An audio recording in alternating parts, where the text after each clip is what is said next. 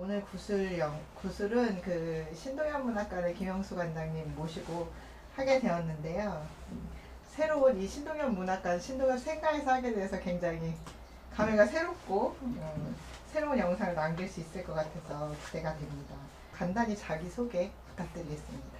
저는 전남 한평에서 1959년에 태어났습니다. 21살 때 광주에서 5.18을 겪어서 그 전까지는 그 뭐 정치, 경제, 뭐 세상 뭐 그런 문제에 전혀 관심이 없었는데 그때 이제 큰 혼란을 한 차례 겪었습니다. 그래서 글도 쓰다 말다 막 이제 그러다가 85년도에 등단을 했고요. 책을 한 30권쯤 쓴 것 같습니다. 지금은 신동엽 문학관에서 관장으로 근무를 하고 있습니다. 김근태 선생님과의 첫 만남에 대해 듣고 싶은데요. 당시 시대 상황과 함께 김근태 선생님과 교류하게 된 계기나 기억에 남는 상황이 좀 있으면 말씀해 주시면 좋을 것 같습니다. 군대 제대하고 그때 이제 그 민청년이라고 하는 조직이 떴다라고 하는 얘기를 들었거든요. 엄청난 감동이었어요. 왜냐하면은 그때 당시에는 책을 보는 것만도 죄였거든요. 다. 그래서 이제 그런 시대를 살다가 사회운동이 시작된다고 하더라. 새로운 시대의 지도자의 출현이었던 거죠. 의장님을 만난 거는 분미방에 문부식 시인이 석방돼서 인사하러 가는데 함께 가자고 그래서 제가 따라가서 그때 그 자리에서 통일시대 민주주의 국민회의에 대한 구상을 얘기를 하셨어요. 그래서 거기 이름에 통일이 들어갔으면 좋겠고 국민회의가 들어갔으면 좋겠다. 뭐 이제 그런 말씀을 하시더라고요. 그리고 김근태 선생님 문학적으로 굉장히 관심이 많으셨잖아요. 예. 그래서 문학적 교류를 통해 영감을 받으신 적이 있는지, 두 분이 만날 때 주로 어떤 문학적인 얘기나 이런 것들이 어떤 얘기들이 오고 갔는지 이런 것들이 궁금합니다. 문학 얘기를 많이 했어요. 문학 얘기를 많이 하는데 제가 굉장히 당시에 납득을 못한 게 어떻게 알지 이거를. 제가 조금 이렇게 특이하게 느껴졌던 게 제가 이제 질문을 몇 가지를 드렸었어요. 사실은 내가 질문을 하는 게 아주 드물거든요. 더군다나 의장님 앞인데. 근데 어떤 게 아주 특이했냐면은 한국전쟁이 끝나고 나면은 그 사회운동 하는 분들이 북쪽 사투리를 많이 쓰거든요. 인간이 말 뜻이 아니라 어투에가 진실성이 대부분 들어있다는 게 제 생각이에요. 어조가 바뀌면은 어조를 자주 바꾸는 사람은 남을 속일 수 있는 사람이다. 이제 그러면은 이제 당시에는 그 민중의 시대니까 민중적 가치를 표현하기 위해서 이제 어투나 행동거지, 복장 이런 것들이 그렇게 되거든요. 근데 의장님은 아주 정갈하고 아주 그런 냄새가 전혀 없어요. 저는 의장님 그런 모습이 조금 그런 문제에 대한 관심이 어떠신지 조금 궁금해요. 이제 했더니 그 위선적일 수 있는 것에 대한 어떤 두려움 거기에 대해서 이제 설명을 하시더라고요. 그렇게 하면은 그런 데서 위선이 생길 수 있는 것 같아. 하면서 이제 설명을 이제 하면서 이제 같이 이제 문학에서는 그것을 진정성이라고 합니다.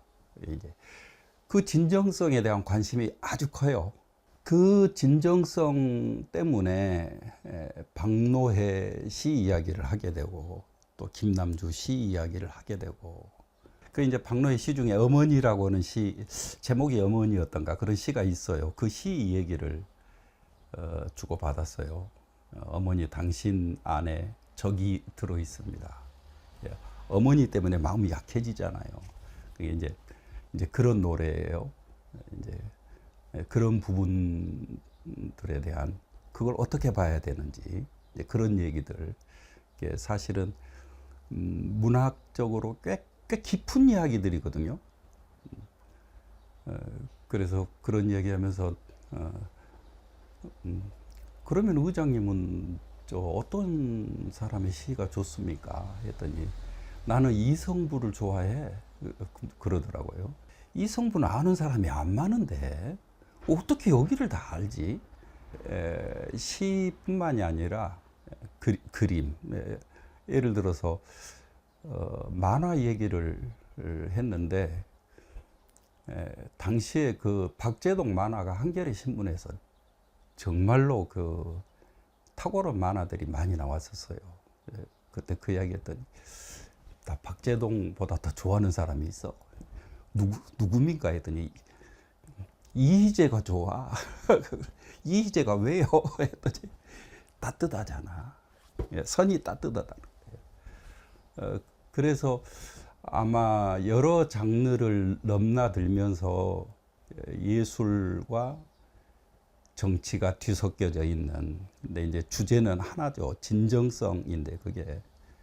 그래서 의장님 진정성이 없다고 지적받으면 진정성을 브랜드로 만들어버리는 그런 시대가 된 것 같습니다. 했더니 그 굉장히 깊이 공감을 하시더라고요. 그래서 그 진정성의 세계에 대한 얘기를 많이 했던 것 같아요. 민주화운동 청년연합 결성하고 나서 이 소식을 관장님 군대에서 제대한 이후에 접하셨는데 김근태 선생님을 바라보신 당시 상황과 심정은 어떠셨는지? 그 어떤 느낌이었냐면은, 그러니까 그게 이제 저 같은 경우는 문학 공부가 된 건데요. 제가 군대에서 마지막 휴가를 나왔을 때 판화전 하는 데를 따라가는데 광주에서 전남대학교 1학년생인지 2학년생인지가 와가지고 뭐 피팔아서 뭐 시도 팔아먹고 잘 사네 하고 막 얘기를 하는데, 아니 저 그 새까만 후배들이 선배들을 완전히 그냥 혼짝을 내는 거예요. 야, 이게 뭐지?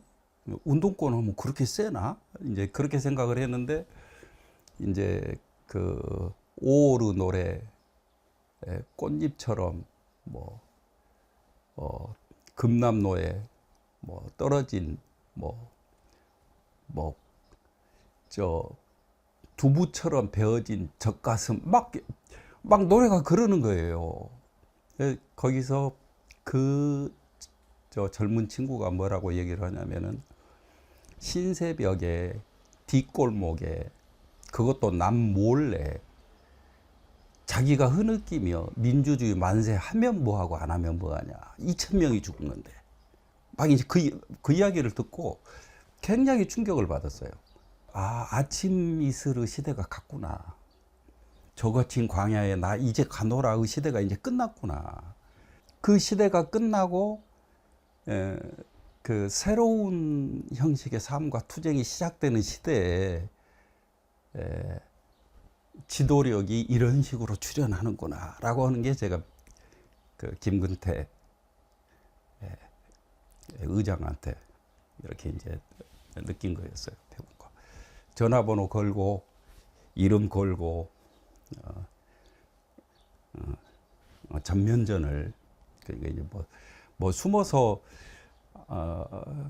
어떤 일을 누가 어떻게 하는지 잘 모르지만 사건이 일어나고 이런 게 아니고 그냥 삶 전체가 이렇게 딱 자기의 곤혹과 딜레마를 감당하는 뭐 이제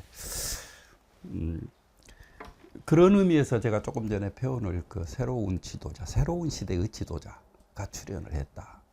그 의장님 책 제목인데 희망의 근거라고 하는 게 이제 이런 식으로 만들어지는구나. 뭐 이제 그게 그래서 이제 그 시대의 문학을 나는 해야 된다. 뭐 이제 이런 생각을 이제 하게 된 거죠. 관장님이 희망의 근거 쓰실 때 같이 참여하신 게 맞나요? 문부식 형이 이제 그러니까 저 의장님이랑 이제 얘기하고 그러는 과정 속에서 또 다른 시대가 됐다고 우리가 이제 판단을 한 거예요. 이를테면 20세기가 끝났다고 본 거죠. 그래서 문부시경이 출판을 하고 싶어 했어요. 그런데 출판 경험이 없잖아요. 그러니까 문부시경하고 나하고 둘이 이제 그 출판사를 한 거죠. 예, 거기서 이제 역사는 끝났는가 뭐 이제 하면서 이제 희망의 근거를 책을 낸 거죠. 김근태 선생은 1983년 이 민주화운동 청년연합, 민청년 성립 이후 노동소설, 운동소설이 활발히 창작되었지만 당시 시대적 배경에 대한 분석과 고민 없이 사회적, 과학적 용어를 상투적으로 늘어놓는 문학을 단절했다고 밝혔습니다. 김근태 선생 의견에 어떠한 생각을 가졌는지, 관장님의 생각 어떤지 이런 거 좀 말씀해 주시면 좋을 것 같아요. 이제 대표적으로 깨친 것이 어떤 거냐면은 그 이제 작품 때문이 아니고 이제 강경대 그 죽음이 있기 직전 상황에서 그 상황이 이제 그 사회 운동이 잘 될 때예요. 막 청년 애들도 잘 되고 뭐도 잘 되고 막 그걸 나는 이제 우리 사회 운동이 절정에 이르렀다. 이렇게 생각을 하고 그렇게 생각을 하고 있는데 의장님이 정반대로 이 얘기를 하는 거예요. 6월 항쟁 이후에 6.29 이후에 계속 어떤 식으로 부서지고 해체돼 가는지를 얘기를 해서 정반대인데 너 정신 차리지 않으면 안 되겠구나. 그 차이가 이제 내가 생각하니까 나는 인류 전체를 안 보고 눈앞의 상황을 보고 있고 이제 의장님은 국제 정세를 늘 읽고 있기 때문에 이 차이가 생기는구나. 나는 틈만 나면 낙관적이고 당시에 의장님은 틈만 나면 비관적이니까 그 말씀하시니까 또 생각나는 게 있는데 문익환 목사님은 굉장히 낙천적이고 이렇게 희망적으로 말씀하시는데 그에 비해서 김근태는 굉장히 비관적이고 실패를 예측하고 그래서 남들은 김근태를 이상주의자라고 얘기하는데 사실은 굉장히 현실주의자였다 이런 얘기를 제가 어디서 들었어요. 그것에 대해서는 좀 어떻게 생각하시는지. 저는 의장님 스타일을 제가 많이 좋아했죠. 그리고 그걸 꽤 중시하고 특히 이제 제가 볼 때 가장 돋보인 부분은 그냥 그 이제 통찰력 이런 거는 실력이니까 그분이 가지고 있는 그것 말고도 그 절제라고 하는 거야. 끝없이 절제하는 그 부분을 나는 아주 좋아했어요. 의장님은 이성이 더 강하고 문익환 목사님은 감성이 더 강하고 그렇게 생각하는데 어떨 때는 의장님이 그게 아주 강하거든요. 또 심성이며 이제 그 일상 속에서 선택할 때 저는 꽤 많이 그것을 느끼고 찾아낼 수 있는 것 같아요. 1985년 민중시 2의 시 배고픈 다리 외 6편을 발표하면서 시인으로 등단하셨는데 이 등단이 민주화운동 청년연합 활동에 영향을 받으셨는지 아니면 영향 받으셨다면 이 당시 시대가 문학에 어떤 변화를 주었다고 생각하시는지 좀 말씀해 주시면 좋을 것 같아요. 소수 선각자들이 중심이었던 시대에서 선지자들이 광야에 외치고 다니던 이런 시대에서 이제 많은 친구들을 함께 많은 친구들을 설득해서 거리로 나가야 되는 같이 이렇게 그래서 그런 시대의 문화로 전환되는데 아마 거기에 그렇게 갈 수 있는 희망의 근거를 마련했다. 그 부분이 아마 의장님이 우리한테 줬던 거다. 저는 어린 시절에 시집을 어떻게 접했냐면 집에 시집이 꽂혀있는데 거기에 다 도서 열독 허가증이 붙어있는 시집들만 처음 접했어요. 그래서 어느 순간에 왜 시집들에는 온통 감옥으로 들어왔던 이 흔적이 붙어있을까 그게 너무 궁금해서 나중에 엄마한테 물어봤더니 아빠가 그때는 두통 때문에 아무것도 읽을 수가 없었다 그 얘기를 해주셔서 참 시에 감사했어요. 그 아무도 위로해줄 수 없는 그때 위로가 됐구나. 그래서 이 권위주의 독재 시대를 통과하면서 시 문학이 사람들에게 얼마나 좀 위로가 됐을지 그것도 좀 궁금하고 이거에 대해서 말씀해 주시면 좋을 것 같아요. 광주에서 이제 5.18을 겪고 나면은 그 너무 큰 충격이었어요. 당시에 5.18은 직접 이제 군인들이 시민들을 이제 사냥으로 다녔달까? 이렇게 하는 모습들은 이제 모든 상상력을 전부 다 엎어버리는 이제 그런 사건이었던 거죠. 근데 거기 어떤 분들이 있었냐면은 지금도 이제 5.18을 찾고 이제 윤상원 선생 중심으로 이렇게 이야기를 하는 이유가 시민들 안에서 어떤 식으로든지 그 지도력을 만들어내려고 시민들의 움직임의 질서를 뭔가 하여튼 질서를 만들어서 질서를 이끄는 어떤 힘을 만들어 보려고 노력을 했거든요. 그분이 이제 선택하기를 여기서 살아남으면은 전체의 기억이 전체의 체험이 훼손되기 때문에 도청에서 이제 그 죽어가거든요. 도청에서 총 들고 이제 있었는데 중요한 것이 격발을 안 했어요. 총을 쏠 생각이 없는데 총 들고 이제 죽기 위해서 있었던 거죠. 이렇게 이제 그런 부분들이 이제 그 가져다 충격, 그러니까 엄청난 분노와 세상의 밑바닥과 더불어서 천국도 함께 본 거예요. 광주에서 그때 이제 사람들이 그러니까 그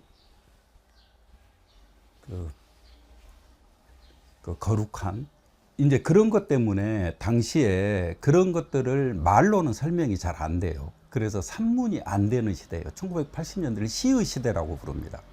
그래서 무덤이 말을 하지 살아있는 인간들은 할 말이 없는 뭐 이제 그런 시대를 이제 그래서 이제 80년대를 이제 시의 시대라고 불렀는데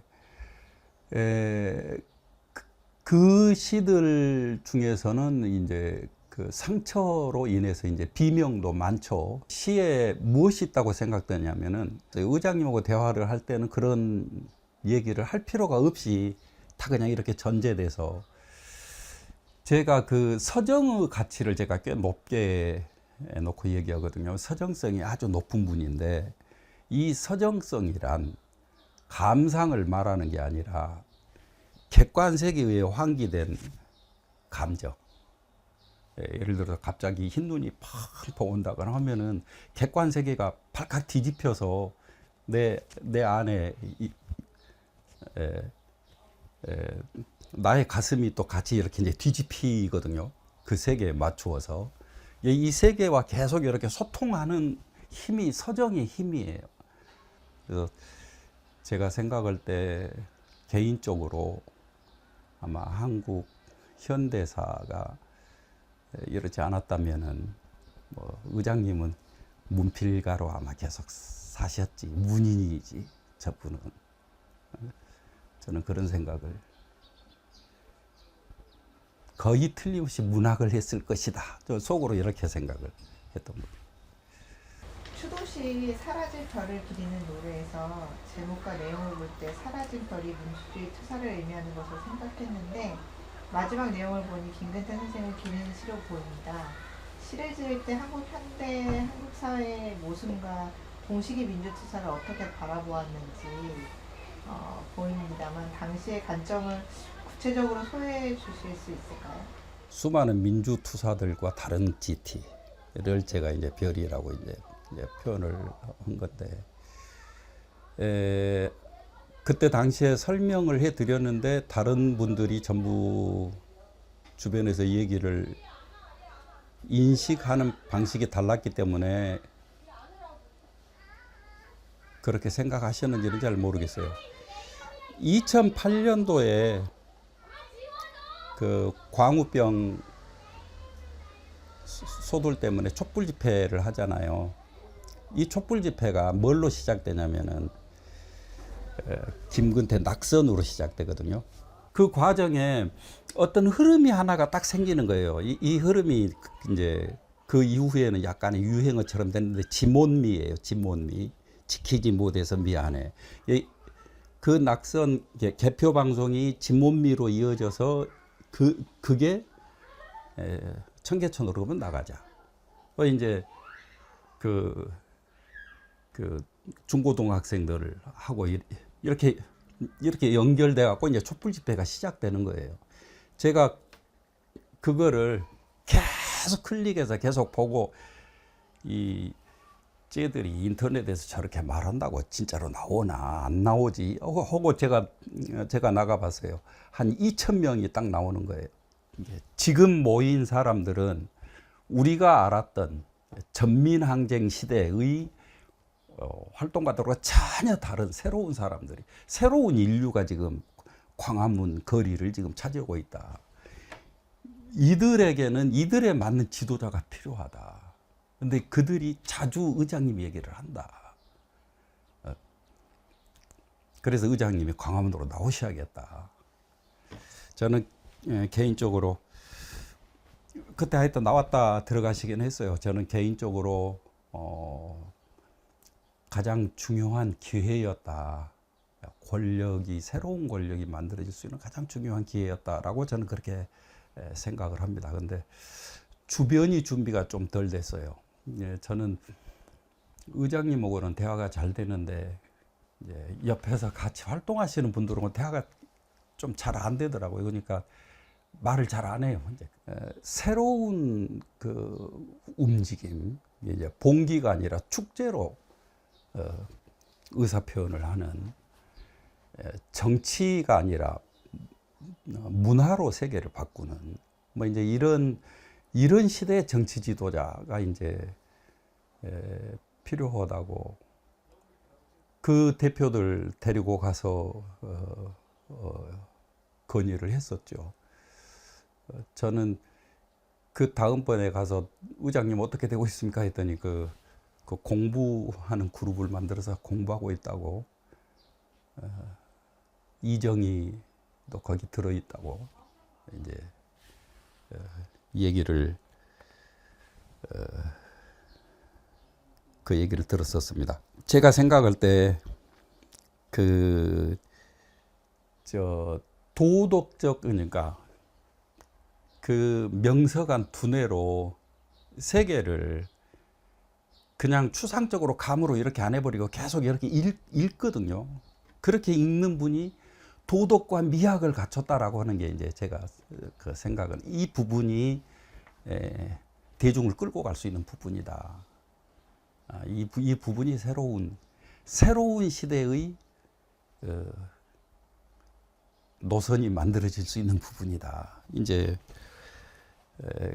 그렇게 생각을 했고, 그 부분의 결여가 이후에 계속 문제로 현실 정치권 안에서는 특히 이제 정치인들만 그러는 게 아니라 지식인 사회가 제가 생각할 때 굉장히 크게 타락한 거예요. 이 지식인 사회의 타락을 극복하려면은 뭔가 이제 안 그런 표상이 있어야 되는데, 척도가 있어야 되는데, 이제 이 척도를 잃었다. 그래서 뭐 별, 나침반 막 이제 이럴 때 그런 표현들을 많이 쓰잖아요. 어두울 때 별 보고 길 찾고 그러는 거니까. 그래서 그런 감정을 이제 이야기를 했던 거죠. 오늘날의 사람들은 김근태 선생님과 같은 정신들로 싸워 지켜온 인간의 존엄성을 어떻게 이어받고 있다고 보시나요? 저는 오늘날 사람들을, 특히 젊은 세대를 586들이 걱정할 때마다 거꾸로 진짜 더 크게 걱정되더라고요. 물론 역사 지식은 더 떨어지고 하겠죠. 네. 존엄성에 대한 요구나 높이가 다 더 높아졌는데 왜 더 망가진 사람들이 더 안 망가진 사람들 걱정하는 거야. 저는 개인적으로 역사 속에서 한번 도달한 높이는 없어지지 않는다. 그거는 그 역사가 가지고 있기 때문에 지금 세대들의 이 가치관이 안 드러나는 것에 큰 문제 중에 하나는 지도자가 없어요. 21세기형 김근태, 21세기형 민청년. 제가 생각할 때 그 청자가 중요해요. 이 이파리가 아무리 훌륭하고 고와도 가을 이파리는 떨어질 이파리고, 아무리 벌레 먹어도 5, 6월 이파리는 열매를 만들어낼 이파리예요. 여기서 지도력이 형성이 되는 거예요. 형성돼야 되는 거예요. 저는 이 부분의 결여가 지금 굉장히 지금 오늘의 현실에는 굉장히 아픈데, 여기에 큰 방해물이 지식인들의 타락이 큰 방해물로 작용을 하고 있다고 봐요. 그런 부분들을 극복한 사람들이 반드시 나타나겠죠. 우리가 모르는 이름들 속에 김근태 이름 처음 출연할 때도 전혀 몰랐었는데, 우리가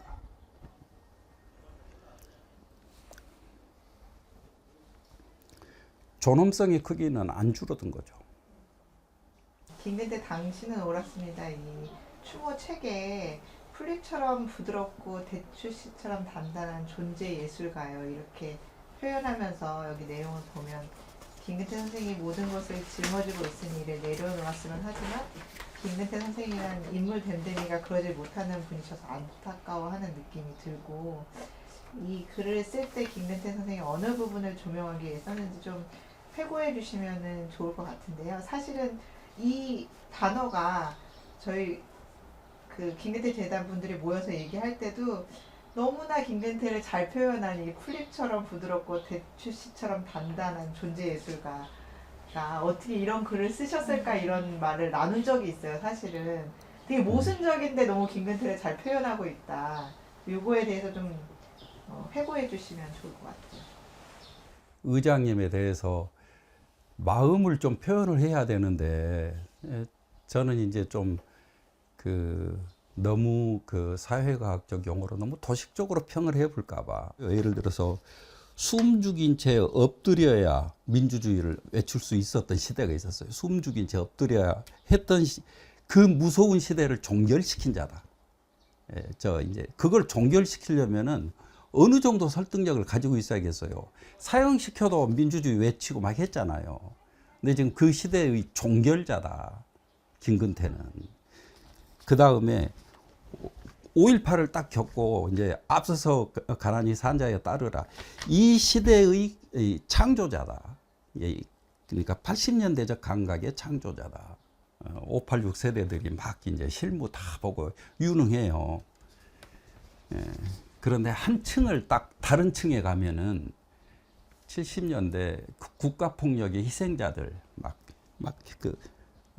아프고 막 이제 그런 분들을 사실은 사회가 책임져야죠. 국가가 이제 그 배상하고 이런 걸 다 해야 되는데, 그분들이 글이 다 모여 있기 때문에 GT 옆으로 이게, 그러니까 덩어리가 두 개인 거예요. 그러니까 그 두 덩어리를 합해서 판단을 하는 거거든요. 70년대를 어떻게 수습을 했는지, 80년대를 어떻게 열었는지, 나는 이 부분이 중요하다. 그래가지고 문학 강연을 내가 많이 다닐 때인데, 설득력이란 무엇인가를 가지고 내가 늘 그 이야기를 막 하고 다닌 거예요. 그 사례를 증거 없어도 증명을 해내는, 그러려면 진정성의 크기가 어떻게 해야 되는지, 뭐 이제 그 이야기를 굉장히 많이 했었는데, 이제 그런 부분이 어디서 오는가를 조금 이렇게 언급을 할 수 있어야 된다. 그래서 만나보면 그 연민, 갈등, 흔들림, 이 미세한 결을 인간 사회에서 흐르는, 세상 속에 흐르는, 이 사회과학적으로 정돈할 때 전혀 보이지 않는 이 바람결처럼 많은 이 수많은 결들, 인간의 감정들이 발생하고 이렇게 해가는 이 부분 속에 계속 이렇게 살아서, 그러니까 이제 그 부분을 이제 한마디로 얘기하면은, 저는 이제 어떤 위협 앞에서도 도덕적 자긍심이 낮아지지 않았다. 뭐 이제.